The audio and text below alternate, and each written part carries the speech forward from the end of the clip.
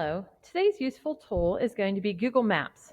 As a teacher, I would find this beneficial if I was teaching a story and I wanted students to see where the character has traveled. If I was teaching something historical or a series of events, I would be able to mark them on a map and share that with my students so they could see the region. Or I could turn this into a project and have the students do the mapping activity. So to begin, I would start by typing in Google Maps, and it brings up the icon. I'll click on that and it brings me to the opening of Google Maps. To start a map, create my own map, I'll click here. And I have an image of the United States. So I'm going to do some activities that are related to our hometown, which is in Patton, Pennsylvania. And it drops me in. This is my town. And I would like to add wayward little points along the way to show students specific points of interest. We're going to start with the high school. Cambria Heights Senior High, and it takes me over to here. And all I do is click Add to Map, and it puts the icon in here. Now I have a choice. I can change the color or the style of the icon. I like the red for schoolhouse. The pointed dot is fine for me. Another place I might want to add is the public library. Drop another one, Add to Map, and we'll make him a green star. And a third point of interest in our town is the Sheets in Patton. Add to Map. Again, I want to change the icons so that they all stand out a little bit differently. Choose a diamond, we'll make it blue. All right, so we have some points on our map that we can scroll in on to bring a little more clarity. Another neat feature that you can do with the points that you have marked is well, you could edit if you need to make any changes to it. But this one's really great. You could do it as a student project, or if you have students going somewhere unique, you can add an image. So it makes a Google search, and I type in the place that I'm looking for. And it's all images. Here are the images for Cambria Heights. Here's our high school. Click it, and it has now, click and drag, added a picture. So when they come to this icon, they can actually see an image of our high school. And I could give some information in here or give detailed directions. I want to hit save.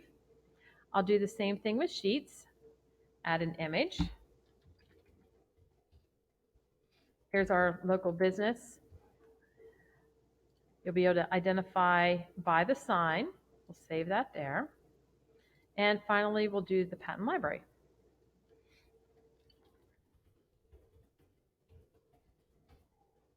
And here's our newly built library. It's very nice for us. And we will save that. If I wanted to give specific directions in order to reach the library, I could click here. It opens up on the side over here, and I can give turn-by-turn directions on how to reach this place. Or if I would like to just delete it off of my map, I can click here. A couple other tools that are pretty useful. Up here on top, obviously your hand is for clicking and dragging. Adding the wayward points. This one can draw a line, which is basically adding a driving route, biking route, or walking route. So we will add a driving route. And maybe I want the kids to find their way from the high school over to the Patton Library. And I can click there. And now the route is marked on the map and will stay there. One other great feature that we have that would be a great project for students is being able to take distances. So if I wanted the students to see how far is it from the library to the high school, we're going to scroll in a little bit so we can get some better detail. I'll click on the library, and it gives me a line that I can work with. So it wouldn't be the most accurate, but it would be a good generalization of the distance from the library to the high school, which is about 1.36 miles, and that's about right. I can click back here and click here, and it will stop taking the route. One other great feature that I like about this is that we can share and collaborate on a map. So if I'm working on a map and maybe one of my co-teachers are working on the map, we can each add information as we see it relevant. First, we have to title the map. hometown. Just put in some info. And very similar to how we share documents on Google Drive, I have a link. I can send an email. I can use my Google Plus, Facebook, Twitter, and the access. Only I have access. I can change that. Anyone that I share the link with could have access. Or if this is something I want to put on my website for other people to be able to find their way to the high school or information, I can make it public. Access that they have, well, again, it depends what I want them. Anyone with the link, maybe I'm working cooperatively, I want to be able to let them edit it. And I would save that. And then I can add the email addresses down here. I do want them to send a message to say, hey, I've started the map if you want to add some things to it. But at this checkpoint is really important because this doesn't allow anyone that I've allowed access to invite other people to make changes.